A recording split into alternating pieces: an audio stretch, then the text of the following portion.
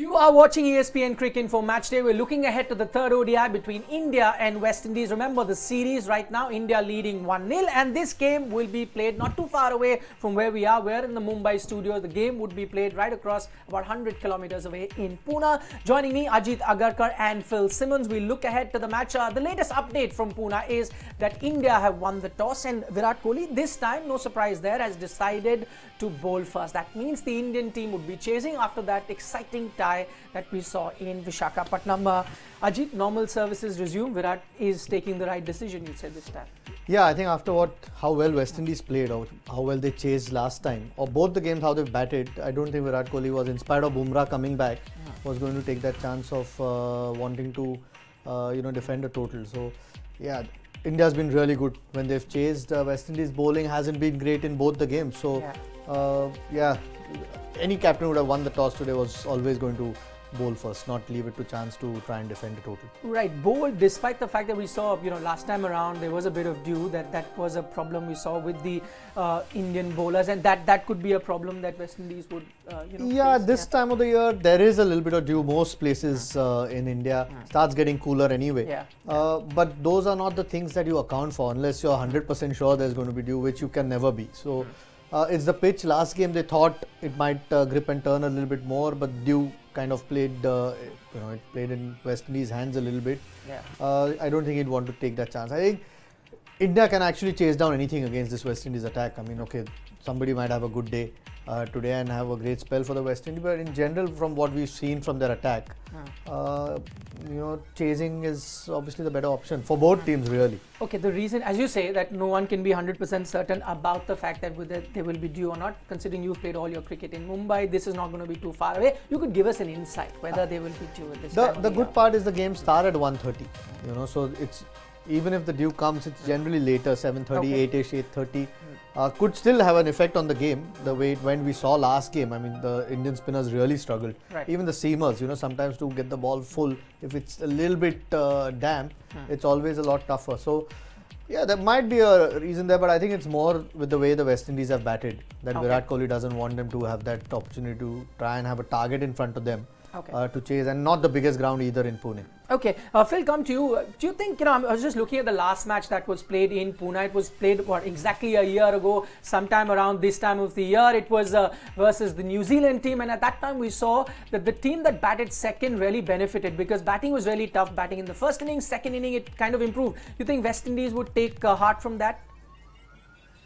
Yeah, I think looking at Pune and remembering Pune, I think it's a case where they would want it to bat second, but that's how it goes, and they're going to take heart from the way they batted, both chasing and batting first, and I don't think they're going to fear having to bat in any place, in any position. So I think it's going to be one of them days that we see whether their consistency will continue.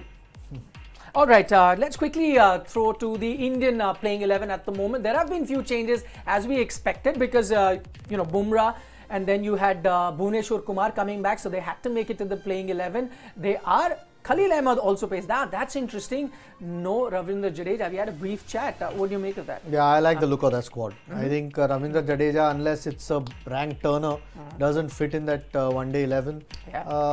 Okay, he's a package, great fielder, can contribute with the bat, but just as a fifth bowler, I don't think on a good pitch he is something that Virat Kohli would, he hasn't trusted him. That's why he was dropped, and only because of an injury to Akshar Patel was got back in the Asia Cup. That's a better look. I mean, Bhuvneshwar Kumar contributes with the bat, or can contribute with the bat at that number, so it gives the batting a little bit more depth.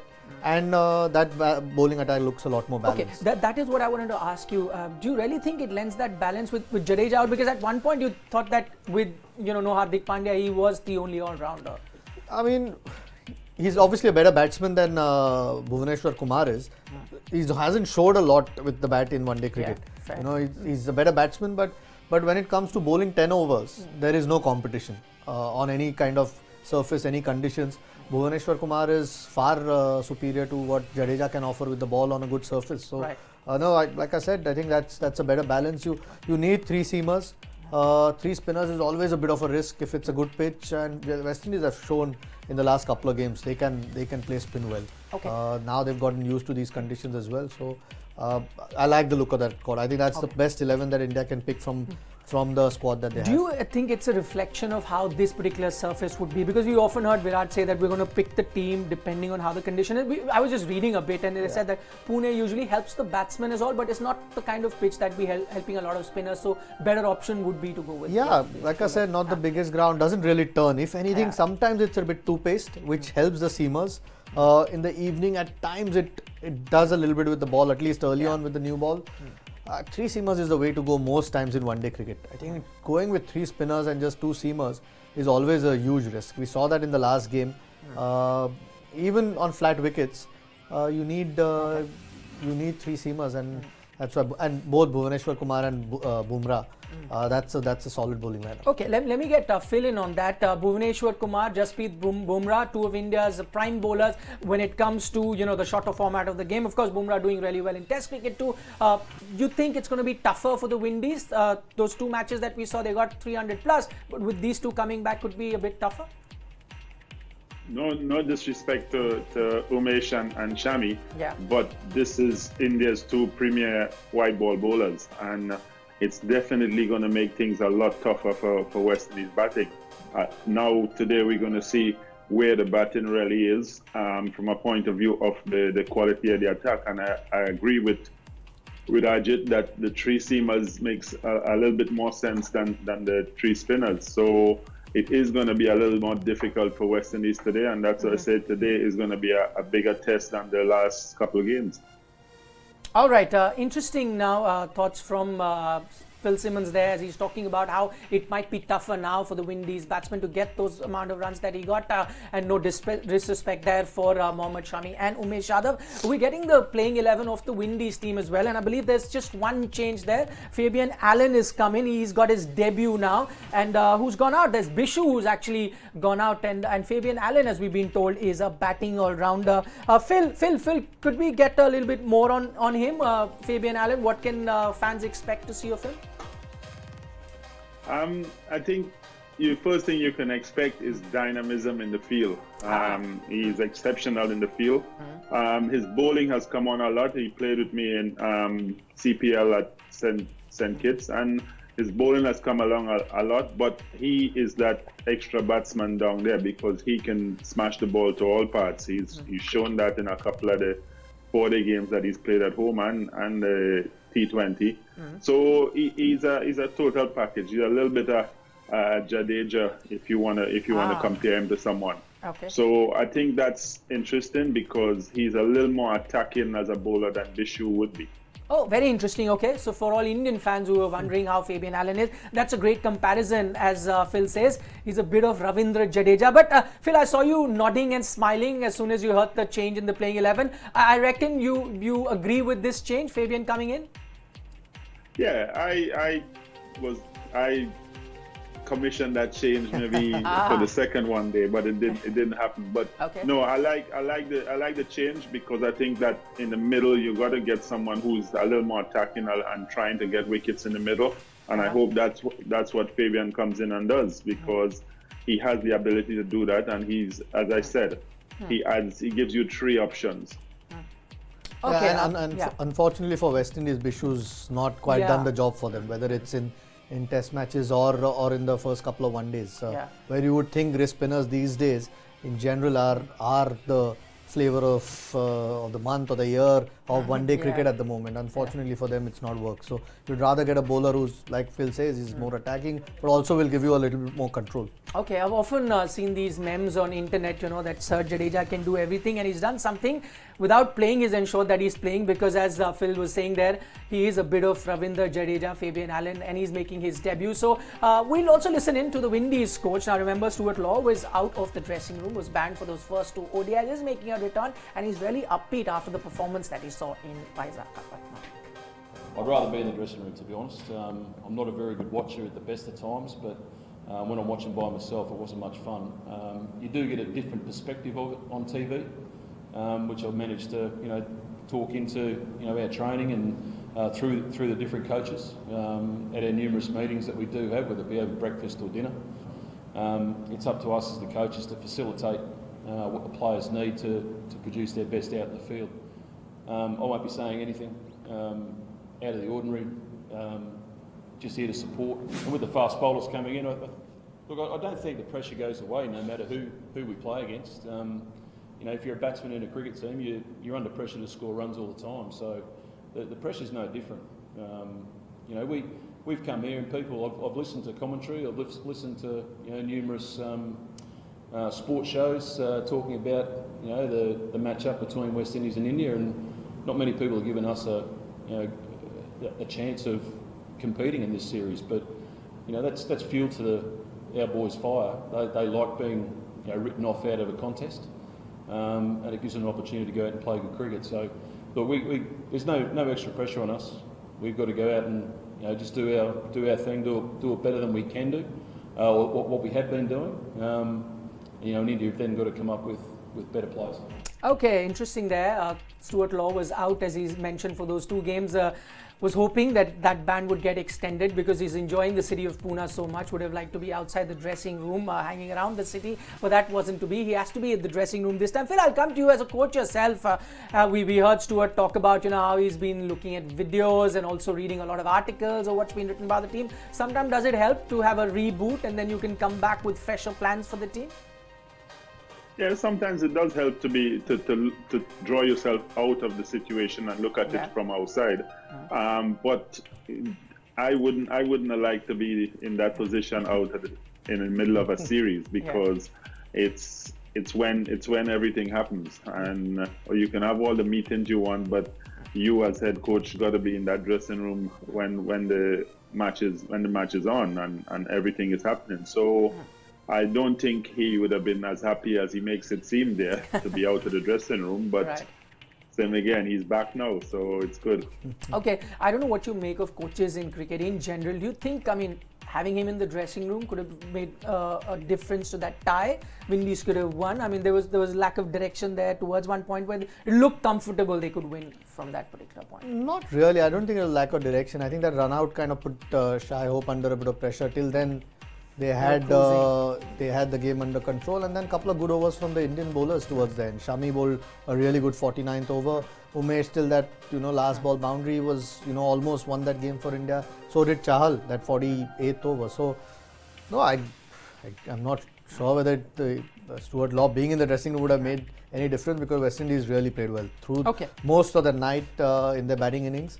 Unfortunately, couldn't quite finish it off. Okay, since we're talking about that previous game, a quick word from you, Phil. Do you think that we looked at the Test series completely one-sided, and then not much was expected from the Windies in the one day? Many thought it'd be one-sided once again, but that tie, do you think this could be that turning point that sometimes you need that confidence booster to really believe that yes, you can beat this Indian team, and that was that booster for the Windies, that last ODI, and things could be different now going forward in this series? I think the booster in the first place would have been 300 in the first game, because I think everybody had written it off as not having to chase that much when India chased. So that has been a turning point. Yes, the tie could be another string to the bow that says, well, look, we have a chance in this series, and we've just got to play as we played in the last 2 games. And I hope that's the mentality that they come out with. Okay, talking about 300s, as Phil was saying there, they've got 300 in both those games, but will they get 300 in the third game? That's going to be important, because 2 of India's prime bowlers, as I mentioned, are making a comeback in Bhuvneshwar Kumar and Jasprit Bumrah, and look at the record that they've got. Now, India without Bumrah, you look at the teams like England there, West Indies as we were mentioning, England again, and even Hong Kong and Afghanistan there. But look at those 300 scores. West Indies had got it twice, England had got it once, and when you really don't have Bumrah, you can see the impact that is really there when he's really missing from the team. Yeah, because he's one of those unique guys. Okay, he's doing well in Test as well, but for a while in one-day cricket and T20, whether it's for India or whether it's in the IPL, just keeps bowling consistently. Not many batsmen have been still able to figure him out with his action. He's so accurate, can bowl Yorkers at will, has a bit of pace about him as well, bowls well with the new ball. There's no real weakness in how he goes about it.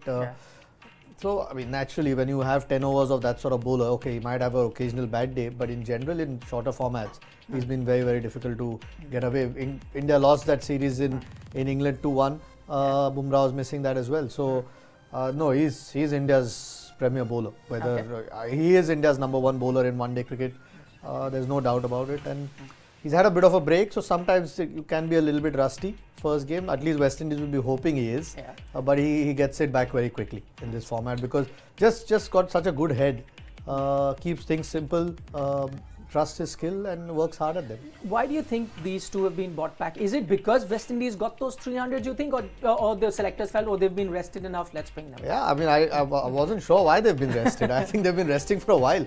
I mean, Bhuvaneshwar Kumar didn't play the entire England series. Yeah, we're also seeing most wickets in ODIs there, and he's also in the top 5 there. It's not a surprise. It's not the only seamer in that one. I mean, you can see. I mean, Rashid Khan and Chahal have been exceptional. So has Adil Rashid. You can and Kuldeep Yadav. All wrist spinners. So yeah, to stand out amongst them tells you how difficult it has been for the rest of the seamers around the world, and he still stands out. So they've been. I wasn't quite sure why they've been rested. Maybe they wanted to have a look at the other guys because they're not quite sure who India's 4th and 5th or 3rd, 4th, 5th seamers are going forward because they've had enough break now. Okay, let me take that question to Phil as well because, you know, Phil, you mentioned at the start of this particular program, it's not going to be easy for the Windies now to get 300, especially with Bumrah back into the squad. You've seen a lot of Bumrah now, even during the Asia Cup. What is it that makes it really tough to bat against him? I think the first thing you look at is his action. It's not a contemporary action. It's not straightforward, and you find that with most batsmen, they like the natural action. But his ability to bowl the slower balls, his pace is up there with everyone. He bowls a very quick bumper, and he has everything in his armory. And now he's understanding how to use it more and more. I will never forget a super over against Brendan McCullum, where he went for in the IPL, where he went for I think 3 or 4 runs in a super over, and that he showed all his skills. So that's what he brings to the party, and I think he's as difficult as they come. All right, I can't forget that one over he bowled to Virat Kohli in the IPL. The first time I saw Virat uncomfortable against a bowler, and that was Bumrah in the IPL. But the other bowler we're talking about, Bhuvaneshwar, making a comeback. He's been economical. As we were talking about IPL, he's shown it there as well. Lack of wicket, is that a concern? Yeah, I mean, that was the chat we had before the Asia Cup as well. I think he picked up wickets in one of the games with the new ball. It's the new ball wickets. I mean, initially when he came, sort of started playing for India, he maybe bowled a touch slower but swung the ball a lot more. You can see that difference there. I mean, look at a stark difference of his career average and look at now. Yeah, and it's more with the new ball. I think in 2020 cricket he's been exceptional. Just even bowling towards the end of the innings. For some reason seems like towards the end of the innings he's somehow found it much easier than at the start to get wickets. He still swings the ball. He's still very consistent. The economy is good, which is one good thing. You know, you'd rather have one of the two things. Either, ideally you would have both. But if not, then one of the two things has to be better. If your strike rate's not where it needs to be as a frontline bowler, at least your economy is in control, where then anyway the batters are trying to go after the bowler at the other end, which gives you an opportunity. He'd ideally like some more wickets with the new ball. Just makes the job of your spinners following a lot easier. As a swing bowler yourself, I mean, there's a school of thought that always said that, I mean, if you swing the ball, don't swing it a lot, which Bhuvaneshwar does. You never end up getting any edges, and that's why you never pick up any wickets. Yeah, but I mean, his bowling's changed over the years. I mean, he's obviously added a little bit more pace. Bowls a lot straighter. But that in turn helped him in different ways. Maybe doesn't swing the ball as much as he used to early on in his career. But he's found different ways. Like I said, you know, those numbers show it probably hasn't got enough wickets with the new ball, which he used to. But he's still very consistent. I mean, there's no doubt these two are your premier bowlers at the moment in shorter format.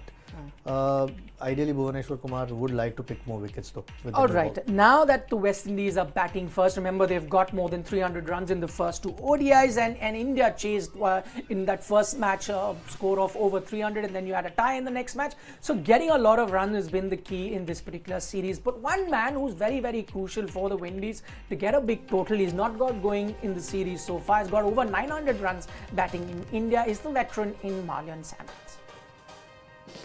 7 out of the 15 touring West Indians have not played an international game in India yet. The torchbearer they will depend upon to find success is their oldest squad member, Marlon Samuels. After all, he knows India since his first tour 16 years ago, when he made 2 centuries. But was also nearly sent home for breaching a curfew. It's also in India where he steered the West Indies to their second World T20 final win. Yep, that night when he showed up to meet the press like this. We could recall more such antics from Samuel's 18-year-long career, but we'd rather talk about his stroke play, especially in big matches. He's one of only 8 West Indians with over 1,000 ODI runs against India, with more than 900 of them coming in India. In fact, the last time the Calypsos arrived for a bilateral series, he struck 2 tons. He also bowled 3 overs of his suspect off breaks and bagged 2 wickets. Standing just outside this elite club of West Indians to have played over 200 ODIs, Samuels will shoulder the responsibility to hammer runs on flat tracks, especially with his fellow Jamaican not around.